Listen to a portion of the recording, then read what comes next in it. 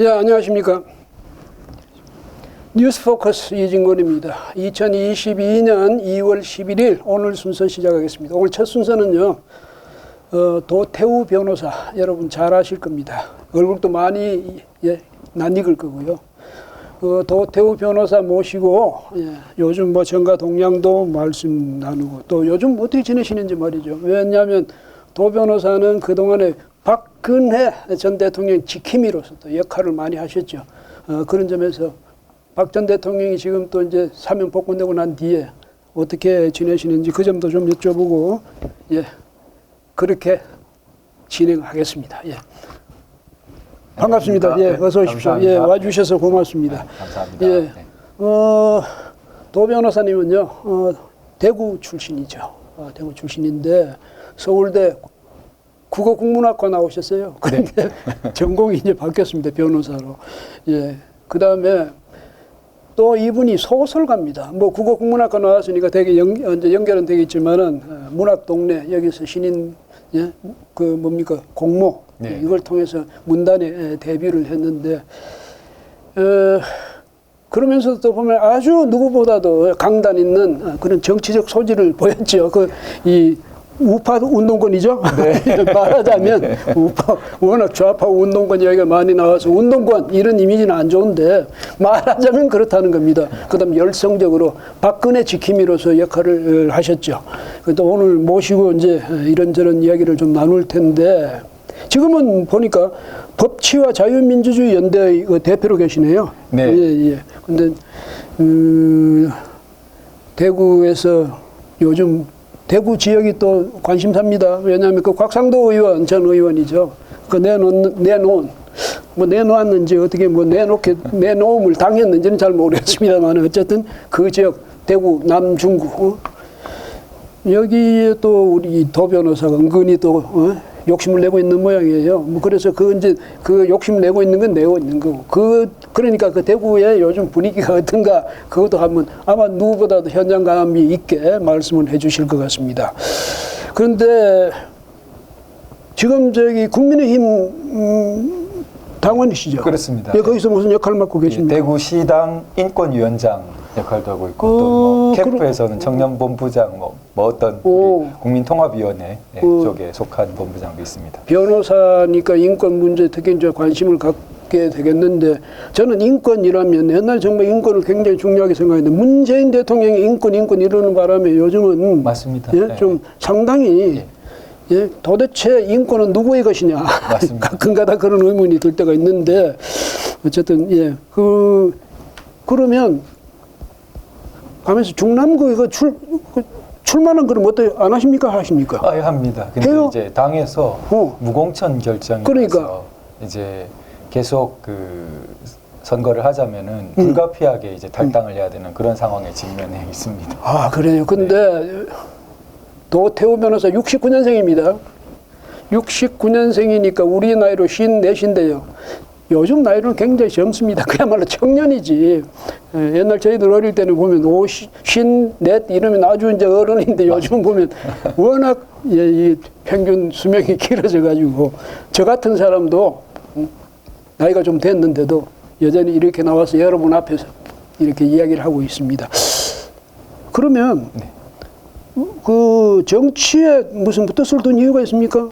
글쎄 저는 경력을 보시면 아시겠지만 정치와 상당히 거리가 있는 경력을 살아왔는데 구체적으로는 이제 탄핵 사태 무렵부터 이제 공적 발언과 활동을 활발하게 하게 되어서 지금에 이르렀고 그때 당시에 우리나라가 법치와 자유민주주의 그런 부분이 굉장히 위기에 빠지고 있다고 생각해서 활동을 시작했는데 그게 오늘에 이르게 되었습니다. 그러니까 박근혜 지킴이 역할을 할 때 그때 한국 정치에 대한 어떤 가장 한국 정치에 대해서 깊이 인식했던 게 어떤 겁니까?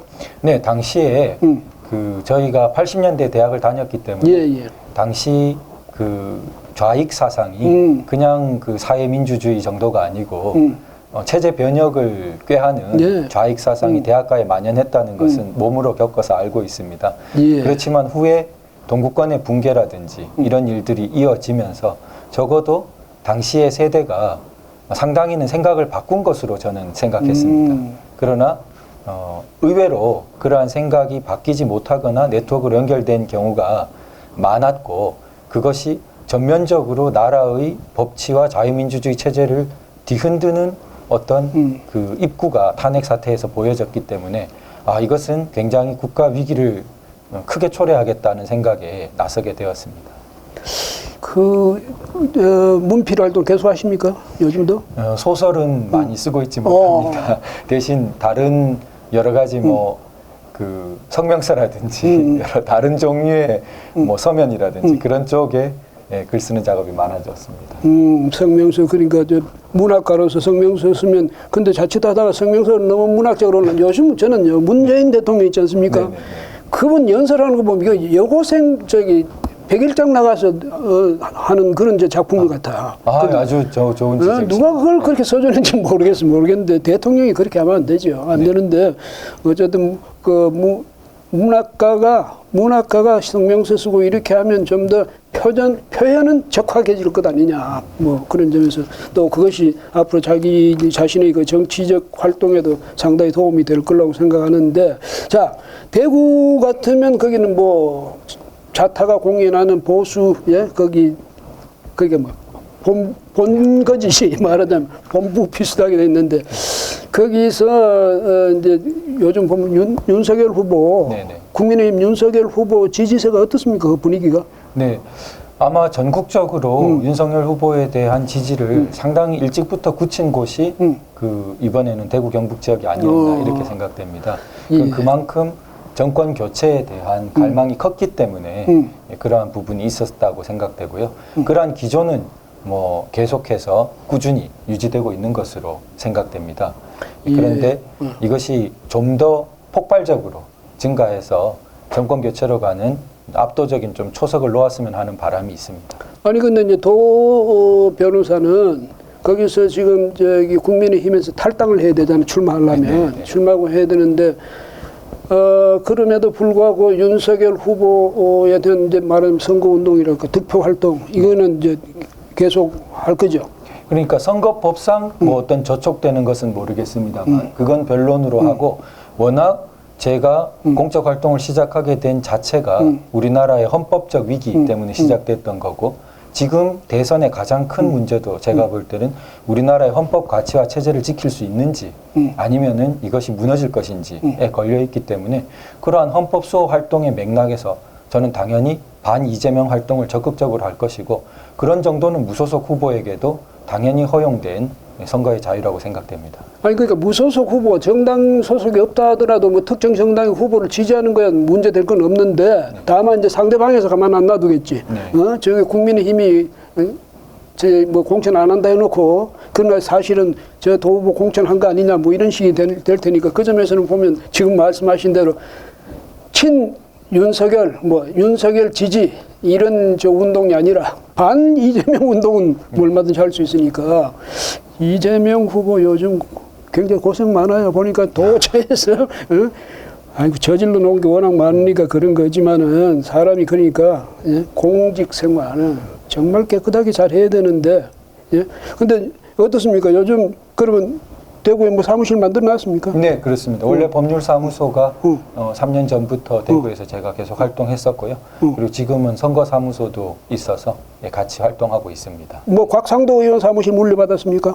네, 곽상도 의원님 사무실. 특별한 연고가 있습니까? 인연이 있습니까? 네, 곽상도 의원님이 시당위원장이셨는데요. 네, 그때 제가 또 시당의 인권위원장으로 활동하게 됐습니다. 그런 인연이 있었구나. 네. 근데 곽상도 의원은 유감스럽게, 전 의원이죠. 유감스럽게 그런 일이 있었는데 지금 구속 상태고, 어쨌든 그거하고 상관없이 거기서 이왕 정치를 하려면 정말 모범적인 그런 정치를 해야 되겠고, 도 변호사 그간에 이 사회 활동 그 역정을 이렇게 보면, 저도 옛날 텔레비에서 많이 봤어요. 그 도태우 변호사 많이 봤는데, 그때 그런 열정으로, 정의감으로.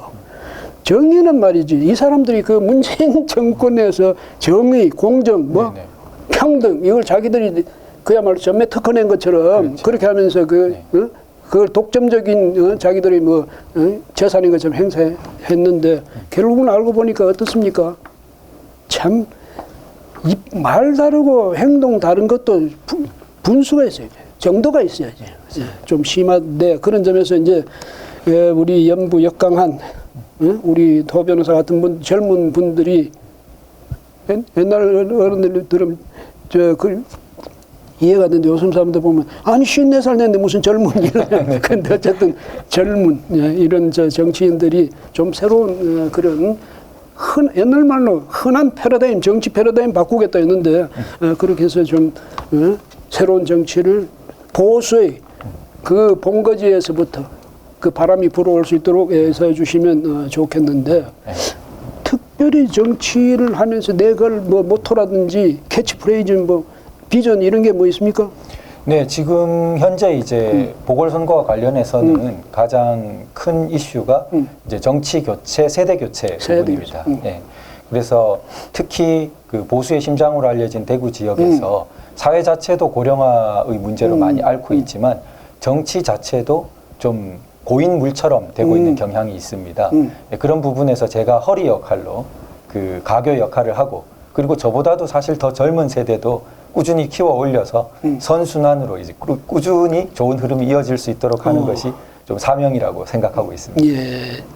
그러니까 이제 정치 교체란 말은 최재형 전 감사원장이 즐겨 쓰는 말이던데 정치 교체도 물론 해야 되고 안철수 후보도 그런 말 잘 하죠. 정권 교체에 단순히 머무르지 않고 안에 들어있는 우리 정치의 내용도 정말 더 비전 있고 국민들에게 더 정말 좋은 삶을 가져다 줄 수 있는 그걸 말하는 것 같습니다. 그리고 세대 교체라는 것은 뭐 저같이 머리가 허연 사람은 나가 젊은 사람 우리가 할 거야 뭐 그런 의미도 있긴 하겠지만 그거보다는 정치적 의식, 정치 의식과 정치적 인식의 또 행태의 그런 교체 뭐 그런 말로 제가 이해해도 되겠죠. 맞습니다. 예, 고맙습니다. 네. 생물학적 나이만 젊어지고 그 안에 들어있는 비전도 새로울 게 없고 행태는 옛날 정치보다 더 고약하게 한다면 그렇죠. 그런 것을 누가 세대 교체라고 인정하겠습니까?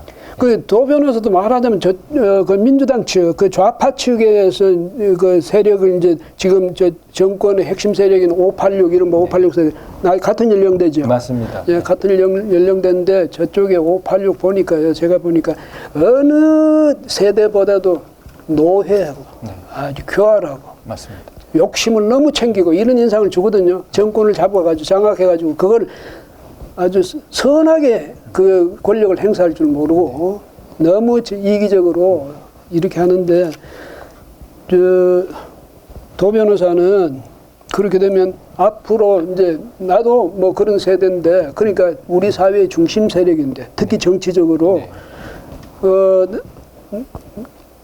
도태우는 어떤 강점을 갖고 있다. 네. 도태우 이렇게 이야기하다 보니까 옛날 노태우 대통령이 근데 도태우는 정치적으로 이런 자산을 갖고 있고 이런 강점을 갖고 있고 이런 걸 저기 만약에 하면 충분히 내가 이뤄낼 수 있겠다. 뭐 그런 자랑할 건 뭐 있습니까? 네, 제가 뭐 제 자랑처럼 말씀드리기는 좀 쑥스럽긴 합니다만. 근데 요즘은 네. 요즘은 뭐 옛날도 그랬지만 이 자기 자랑을 야이 잘하냐 이게 성공의 관건이 됩니다. 예. 네, 제가 이제 박근혜 대통령님 그 탄핵 사태 때 전 대통령 탄핵 사태 때 나서게 된 것은 저는 사실 박근혜 대통령님 그 정부 시기에 아무런 인연도 없고 그 이전에 개인적인 인연도 없었습니다. 그런데 법치와 우리 자유민주 체제가 위기에 처했다는 일념으로 이렇게 나서게 되었습니다. 그런 순수한 정의에 대한 의식이 제가 끊임없이 유지하기를 바라고요. 그런 부분이 많은 분들께서 그 저를 아껴주신 출발이라고 생각됩니다. 그리고 그 이후에 문재인 대통령을 9.19 군사합의 후에 여적죄로 고발했습니다. 당시에 서슬이 퍼런 시기였는데 저는 그 당시 9.19 군사합의가 너무나 심각하다고 생각하고 나섰습니다. 그런 부분은 좀 용기라고 평가되었던 것 같습니다. 그런데 그 고발된 거 그게 지금 어디가 있습니까? 그런데 고발은 되었는데 뒤에 이제 항고도 하고 재항고도 했지만 결국은 기각돼버려. 예, 그러니까 뭐냐면 참 여적죄라는 게 말이죠. 저도 그 공감하는 바가 있는데 우리의 장점은 우리는 이제 장점 중에도 전자 저 정보 취득 이런 데서 굉장히 장점이 있잖아요. 네네. 그런데 그런 장점은 전부 막아놓고 이런 식으로 군사 합의를 맺는 그런 경우도 있는지 모르겠어요. 우리 장점, 우리 손편을 묶어놓고 맞습니다. 그쪽에는 마음대로 하세요. 그런 점에서 문 대통령, 아니 지금 옛날에 김영삼 전 대통령도 저는 별로 그런 게 뭐냐면 어떤 가치도 민족에 앞서는 게 없다든지 무슨 뭐 민족보다 더 나은 그런 친구가 없다는데 뭐 이상한 말씀을 그때 많이 하셨어요. 그 문재인 대통령도 그보다 좀 더 심하게 많이 민족 지상주의자가 되어 있는데. 맞습니다. 예, 어쨌든 남쪽 대통령이라는 표현까지. 그 남쪽 대통령 했잖아요, 가서. 그러니까요. 예, 가서 그렇게 15만 군중 앞에서 네네. 그 의도된 연출된 네. 그 사람들 얼마나 연출 잘합니까? 네. 그 함성에 완전히 그냥 네. 깜빡 가버린 것 같아요. 맞습니다. 근데 정말 거기 가서 자기는 남쪽 대통령이라는 인식 자체를 가졌는지 네. 아니면 북쪽의 무슨 모르겠어요. 근데 그거는 그렇고, 예? 그건 앞으로 이제 우리 도 변호사께서 정치를 하면서 이제 따지고, 예? 네, 공격하고 해야 될 일이고, 그런데, 자, 지역구, 이제 국회의원, 그게 사실은 굉장히 중요하죠. 뭐냐면, 아주 또 공을 많이 쌓아가지고, 정당에서 특별히 봐줘가지고 비례대표 뽑아주면 편하게 가기는 가는데 이게 뿌리 없는 나무가 될 수 있단 말이지. 그냥 한 기만 끝나고 난 데는 안녕히 가세요. 되게 그렇게 되거든. 근데 지역구를 자기가 확실하게 지역 주민들의 지역 유권자들의 지지를 받아서 지역 국회의원이 되면 그게 이제 확실한 자기의 그 정치적 바탕이 텃밭이 되니까 그 점에서 이제 굉장히 그 지역구를 다 선호를 하는데 지역 정치를. 근데 도 변호사가 그동안에 그런 식의 정치 경험이 없잖아요. 네, 당연히 저는 정치 신임이니까. 그러니까. 제가 지역구 자체를 계속해서 관리하고 그럴 기회는 없었습니다. 근데 정치 신인이면 그 가산점이 있긴 있잖아. 근데 지금 이제 공천 그 경우에 맞아. 저 국민의힘이 아니지 참 내가 깜빡했네. 상황입니다. 그러니까 거기서는 그야말로 1대1로 싸워야 되는데 지역구에서 그 정도로 나가실 그런 각오를 하셨으니까 이를 악물고 하시겠죠. 근데 여기는 이제 우리가 지금 보선 이야기를 하는 건 아니고 네네. 대선 이야기를 하는데 정권이 지금 이제 교체가 돼야 되거든. 네네, 정치 교체도 그렇고 하지만 여하튼 정권이 교체돼야 된다. 네네. 정권이 교체돼야 된다는 건 무슨 말이냐? 윤석열 후보가 대통령이 돼야 한다. 그렇죠. 이게 절대적인 대명제죠. 그거 안 되면 다른 거 아무 소용없는 건데. 그런 점에서 볼 때 국민의힘이 요즘 이제 열심히 선거 운동을 하고 또 이재명 후보들이 열심히 선거 운동을 하는데 이제 나는 정당인이 아니고 이제 무소속으로 나갈 것 아닙니까? 네. 그럼 이제 정당인이 아니라는 대구 시민의 입장에서 볼 때 양측을 볼 때 내가 누구를 지지하느냐 이걸 떠나서 어느 쪽 선거 운동이 좀 더 효과적인 것 같습니까? 글쎄 지금 대구에서는 사실 이재명 후보의 선거 운동이 크게 두드러질 리는 없습니다. 대구 유권자의 전체적인 성향이 있기 때문에.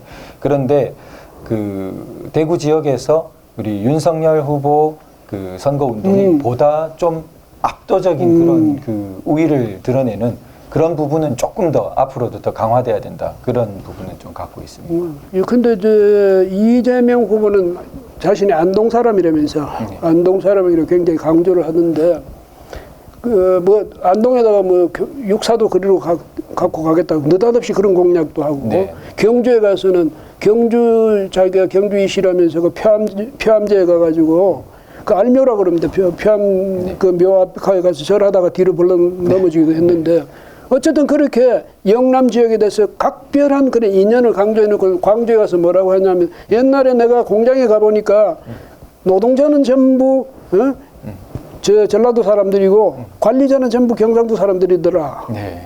그때 거기 가니까 호남 광주 욕하는데 아주 그냥 날마다 하는 게 그거더라. 이런 식으로 공격을 했습니다. 참 한심한 노릇인데 적어도 대구에 계시는 분들은 그런 지역 감정 가지고 갈라놓기는 안 하겠죠? 네. 하나의 어떤 지역 구도로 보더라도 사실 우리 안동, 경주 이런 것을 이재명 후보가 강조하고 있지만 저는 그 인연 자체가 사실 굉장히 의문부호인데요. 왜냐하면 안동에서 사실 뭐 선비의 고장이라고 뭐 퇴계의 전통을 많이 말하지 않습니까? 그런데 그런 퇴계의 전통과 살펴봤을 때 이재명 후보의 개인사는 너무 극단적으로 반대편이거든요. 좀 그렇긴 하지. 네, 그러니까 이재명 후보 입에서 안동 인연을 이렇게 말한다는 것이 사실 안동 정신을 좀 생각하는 사람에게 볼 때는 굉장히 그 자체로 불편한 그런 게 있는 것 같습니다. 예. 그리고 뭐 또 집안 그 자랑을 굉장히 해가지고 집안을 오히려 집안을 그 부담을 준다든지 이런 일이 있어서는 안 될 것 같네. 근데 요즘 참 박근혜 전 대통령이 이제 아직 병원에 계시죠? 네네, 그렇습니다. 근데 어떻습니까? 그 전에 박근혜 소송할 때 그 변호인단에도 들어가고 하시지 않습니까? 그때는 어떤 각오랄까, 어떤 생각으로 그 변호인단에 들어갔습니까? 네, 제가 이제 탄핵 무렵에 공적 발언을 하다가 결국 그러한 부분이 좀 눈에 띄고 그렇게 되어서 이제 형사 변호인단 역할을 시작하게 되었습니다. 변호인단 여러 명 중에 한 사람으로 활동하게 되었는데요. 그때 당시 이제 이것이 저는 탄핵 사태에서 볼 때에도 여러 가지 좀 적법 절차가 지켜지지 않고 또 억울하게 좀 누명을 쓰고 있는 부분이 반드시 있다고 생각되어서 형사변호에 참가했고, 그리고 과연 형사변호 활동 중에 기록을 구체적으로 보고 증인신문을 보게 되면서 저의 그런 의심은 확신으로 더욱 굳어졌습니다. 그래서 지금은 많은 분들이 더 그렇게 생각하시지만 사실 그 형사 재판에 있어서도 비록 대법원 확정 판결은 있지만 상당히 의문스러운 부분이 아직도 있다고, 그런 그 의문점이 가지는 분들이 많을 겁니다. 그래서 저는 그 뒤에 이제 민사 대리인까지 맡아서 좀 많이 뵐 수 있었습니다. 근데 나중에는 이제 박 전 대통령이 변호인단 전부 이를테면 해체시켜버리는 바람에 그걸로 끝났죠. 근데 어떻습니까? 그 이후에 뭐 요즘 어떻게 소통이 간접적으로 소통이 있습니까? 네, 그래서 형사 변호인단이 다 사퇴한 후에 그 몇 개월 후에 민사 대리인으로서 약 반년간 밀접하게 그 단독으로 만나 뵙고 그렇게 지냈습니다. 그런데 그 뒤에 민사 재판이 또 많이 줄어들면서 못 뵙게 됐었고요. 그 뒤로 아시는 것처럼 일반인에 대한 그런 면회가 거의 없었고, 그리고 요번에 이제 사면 복권되면서 그 병원에 계실 때 제가 설에 이렇게 인사를 갔었습니다. 그 병원으로 직접 찾아갔었는데요. 전체가 박 대통령님만이 아니라 병원 환자 전체가 면회가 금지였습니다. 그래서 이제 직접 인사를 드릴 수는 없었는데 그 전에 책이 출간되었었습니다. 그래서 그 책에 여러 가지 직접 쓰신 글들이 있어서 인상적인 부분들을 저도 리뷰해서 편지를 상세히 드렸습니다. 등기 우편으로 드렸고 아마 잘 도달된 것 같습니다. 몇 년 만에 참 마음을 깊게 전할 수 있는 계기가 되어서 저는 그런 참 마음으로는 소통된 느낌을 가지고 있습니다. 도 변호사가 그 뭐 대법원 확정 판결까지 났으니까 하지만은 이런 식의 뭐냐면 재판이라니까 이건 자기들은 이걸 혁명 법정이라고 생각하고 거기 몰아넣은 거거든. 그런 점에서 보면 정치적인 결국은 재판일 수밖에 없는 거예요. 역사적으로 보면 성격이. 그러면 이것은 내일 모레 당장 이 가까운 시일 내에 이것이 옳고 그름이 밝혀지는 거 아니죠. 옳은 건 옳은 거고 그런 건 그런 건데 그것이 뭐 법적으로라든지 사회적으로 그것이 나빴다, 옳았다 이렇게 판단되기는 너무 이르고 정치적인 의미를 가진 정치적인 사건이고 말하자면 그것은 자기들은 그걸 무슨 촛불혁명이라는데 이것은 거대한 정변이었다. 이렇게 본다면 아마 박근혜 전 대통령도 오랜 시간을 결국 참고 기다려야 되지 않을까 그런 생각이니까 뭐 중요한 것은 이 건강을 잘 챙기는 게 가장 중요하겠죠. 거기다가 도 변호사 같은 분들이 또 옆에서 많이 또 조력하면서 또 위로도 하고 할 테니까 앞으로 박근혜 전 대통령의 삶은 그렇게 뭐 각박하거나 외롭지 않을 것이다. 뭐 그런 생각이 듭니다. 그런데 자, 뭐 도 변호사 더 중요한 것은 이제 지역구 민심을 어떻게 얻느냐 이건데 정말 출마하신다면 만약 출마하신다면 그래서 거기 나가셔가지고 어떻게 주민들을 설득할 것인지 여기서 연습 한번 해보세요. 네, 우리 중남구에서 이제 중부와 남구 고유한 과제들을 안고 있는데요. 예, 먼저 중구를 말씀드리자면 중구는 대구 정치의 1번지입니다. 서울 종로처럼. 그런데 대구 정치가 사실 보수의 심장이라 불리면서도 힘있게 비전을 제시하고 우리 정의롭고 용기 있게 보수의 길을 개척하는 부분에서 많이 미흡했습니다. 예, 저는 깨끗하고 굉장히 용기 있게 그 길을 개척해 나가고자 합니다. 그리고 남구에 있어서는 우리 모르시는 분들도 계실 텐데 미군 기지가 크게 용산처럼 자리 잡고 있습니다. 그 중에 일부가 반환되어서 대구 대표 도서관도 세워지고 공원도 세워집니다. 네, 이런 부분에서 남구는 예전부터 대구의 교육 문화의 중심이었습니다. 이런 부분이 미군 기지에 대한 아주 꾸준한 계획을 가진 합리적인 이전과 더불어서 남구 전체가 교육 문화의 중심으로서 중흥될 수 있도록 그런 부분을 추진하고자 합니다. 아울러서 전체적으로 보자면 그 박 대통령님 문제에서 아까 제가 말씀 못 드린 것은 꾸준한 개인적이고 우리 사회적인 과제로는 그 재심이라는 제도가 형사에는 있습니다. 그래서 하루아침에 되는 것은 아니지만 저들도 70년대 판결을 수십 년 걸려서 재심으로 대법원 확정 판결을 번복한 예가 있습니다. 그런 부분처럼 꾸준한 노력이 필요하다. 그런 부분이 생각됩니다. 예, 뭐 저는 도 변호사에 대해서 이 개인적으로 잘은 아니라 전혀 모릅니다. 그런데 하나 믿는 것은 용기 있는 젊은 정치인이 될 거다. 그 점은 저도 믿고 또 기대합니다. 용기 있는 우리 도 변호사 오늘 나와주셔서 정말 고맙습니다. 감사합니다. 여러분, 도 변호사님하고 대담은 여기서 마무리하겠습니다. 고맙습니다.